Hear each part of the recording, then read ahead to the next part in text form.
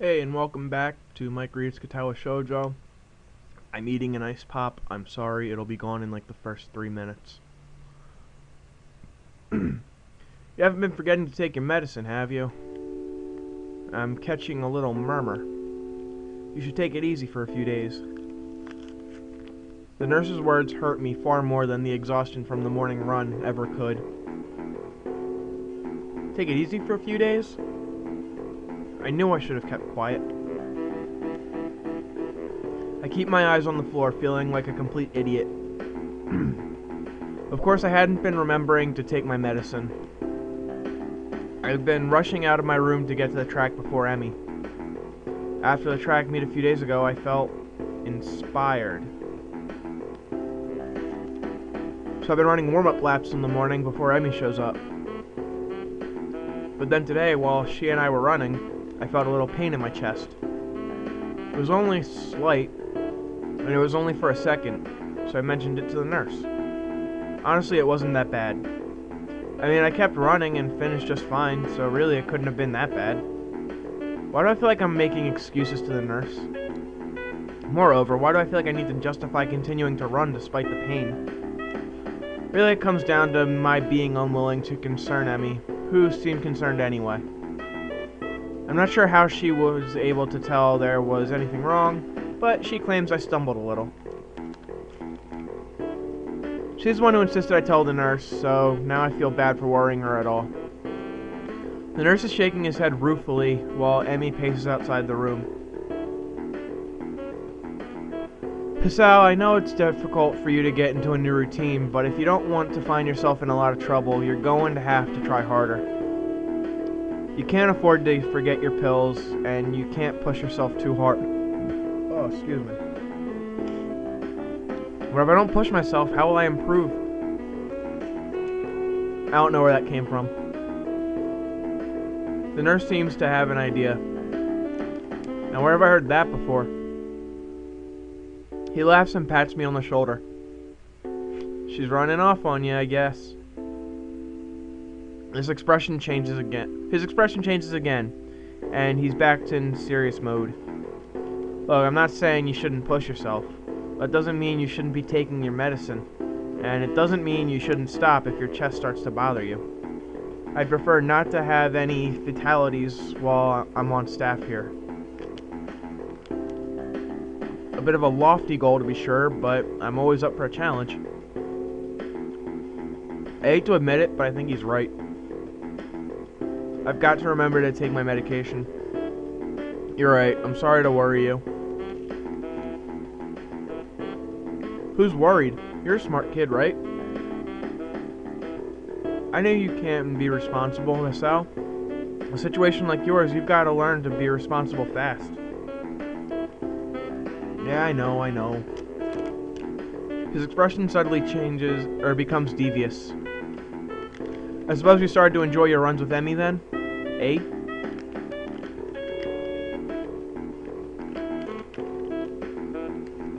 Yeah, they've been really helping. I mean, until today, I was feeling a lot more healthy. Plus, it's really impressive to see Emmy run. Did you see her at the track meet? She was incredible. The nurse nods, grinning all the while. That she was, Hisao. I watched her first couple of races before I had some business to take care of, but you told me all about it. Kind of you to loan her your jacket, by the way. Huh? Oh yeah, it wasn't that big of a deal. I'd honestly forgotten all about that. I still haven't gotten it back. The nurse gets a smile that makes me feel like makes me feel like he's just made a joke.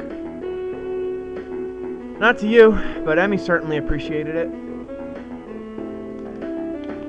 And I know she appreciates you running with her in the mornings. This one catches me off guard a little. Sure, she's mentioned that it's easier to keep to a schedule with an extra person, but I didn't think that I was doing her a favor at all. I thought she was doing me a favor of helping me follow the doctor's orders.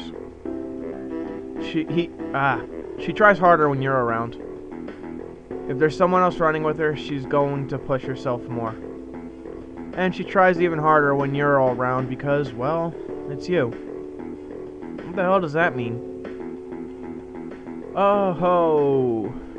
Oh ho! You'd love to know, wouldn't you? Smart Alec. He laughs in the style of an evil megalomaniac. And now my throat's all wet. He laughs in the style of a megalomaniac. No, seriously, it's because you're her friend. If Varun ran with her, I'm sure she'd do the same. Well, probably. But that's not the point.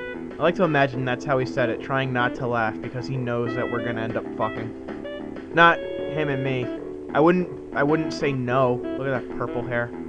But I mean Emmy. The point is you're helping her, even if you don't know you are. And she's grateful for that, even if she never says it. What do you mean, even if she never says it? Emmy doesn't talk a lot, but she and I have known each other long enough that I can read her most of the time. I'll admit it, I have no idea what he's talking about. Emmy always seems pretty talkative to me. I see. The nurse suddenly realizes that he's been rambling and stops talking, looking a little embarrassed. Anyway, you don't have to stop your morning exercise. Just walk around the track instead of running for a few days. Let things calm down. And take your damn medicine. I laugh as I exit the office, bumping straight into Emmy. Whoops, sorry about that. Are you okay? What did the nurse say? Do you need to go to a hospital? Migish! It was my fault, wasn't it? I know it says oh my gosh, but Umigish just it rolls better with nothing. I've been pushing you too hard, haven't I? I'm a horrible person. The words pour forth like a torrent. She's really agitated. I didn't expect her to be this concerned about me, to be honest. Gotta calm her down, but how the hell do I do that? Give her your shirt. I do the only thing I can think of. Dick smack? Or a hug? I give her a hug. Emmy tenses up slightly, so I pat her on the head in what I hope is a reassuring manner. Hey, settle down. I'm fine, okay? No worries. I can feel Emmy's body relax as I continue to assure her I'm fine. Her arms her arms wrap around me, as if she's trying to confirm that I'm not about to fall over dead. I catch a whiff of her hair. It smells like sweat, or how adrenaline should smell. It's the scent of activity. Oh my fucking god. And a hint of strawberries. From her shampoo, I suspect. I just need to remember to take my medicine, that's all. Don't worry about it, it's not your fault. You're sure? Her voice is muffled, mostly because at that moment her face is pressed into my chest. Yeah, I'm sure. I just need to take it a little easy for the next few days. It suddenly occurs to me how close the two of us are. It almost occurs to me how nice being this close feels. I can feel Emmy's heartbeat calming down, and I have to resist the urge to rest my chin on the top of her head. Thank goodness. You really had me worried there, Hisao. Emmy, you going to come in here anytime soon? Oh, I'm sorry, was I interrupting? The two of us spring apart as if the other just caught on fire. Emmy brushes her hair back nervously and laughs. Of course not. I'll see you later, okay? Oh, and Hisao? Huh? Take your damn medicine. This last phrase is punctuated by a punch to the shoulder. Yeah, I'll remember. See you later. I'm a cool guy. You got that? 1 + 1 = I'm cool. 10 out of 10. The nurse smiles again like he's in on... Oh my god. Like he's in on some kind of joke I don't know about, and waves to me as if I had... oh my god.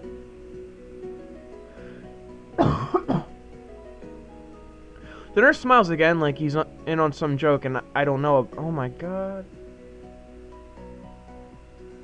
Just give me like 5 seconds. The nurse smiles again like he's in on some joke I don't know about and waves to me as I head for my room, feeling a burning in my cheeks. I'm sorry. I really spent like half a minute on that sentence. I need a shower. A cold one, if the thoughts running through my head now are any indication. She was really soft. My pills are waiting for me when I make it to my room. Oh, I thought that was just like another thought. I swallowed them without a second thought. I don't know why I didn't think of waiting until after the runs to take them. For some reason, I figured it was when I woke up or not at all. But no, they only need to be taken every 24 hours. The exact time of day doesn't factor into anything. My thoughts drift back to the hug in the hallway. It's weird. You'd expect someone to smell foul after a run, but for some reason, Emmy smelled right. Or ripe. That tinge of sweat just seemed to fit her. I really need that shower.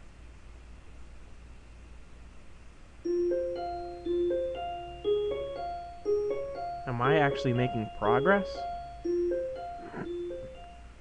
I wouldn't know. I haven't gotten to pick anything for like 5 episodes. Strange that it feels so natural for me to go up to the roof these days.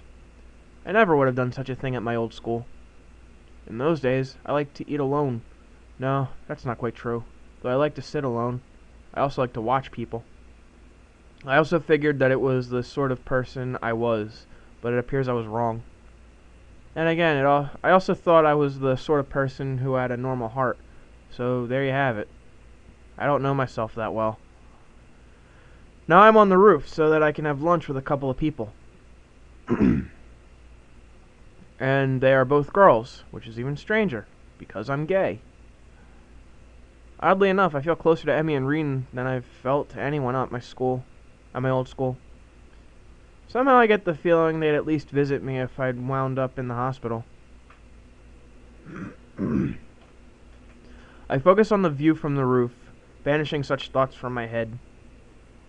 There's a light breeze blowing, and the sun is shining high on the sky. God damn. The sky itself is a deep blue, with hardly a cloud in it. It's gotten pleasantly warm, and as I sit down to wait for my friends, I close my eyes and enjoy the feeling of the sun seeping into my skin in my calming voice. Nap time. Voices intrude upon the edge of hearing. Seems to have fallen asleep on us, Reen. Maybe he's faking to lull us into a false sense of security. Why would he do that? No idea. Still, you make a good point. We should kick him or something to make sure he's really asleep. Huh? What? Emmy looms over me like only a short girl can, peering at me intently. Oh, you're awake. I guess we don't have to kick you then. Was it part of your master plan? What are you talking about? Emmy shrugs, her twin tails bouncing with the motion. I'm not sure either. You must be pretty tired to fall asleep out here. Although it's pretty comfortable, I suppose. She plops down next to me and begins to eat. Reen sits opposite from the two of us, even though she's facing this way, she's facing this way, so am I the one opposite of them? This visual representation isn't visual enough. A move which only makes me more aware of the girl sitting next to me. If I didn't know any better, I'd swear Reen did it on purpose. I concentrate on my food, trying to tune out the majority of the conversation that Reen and Emmy are having.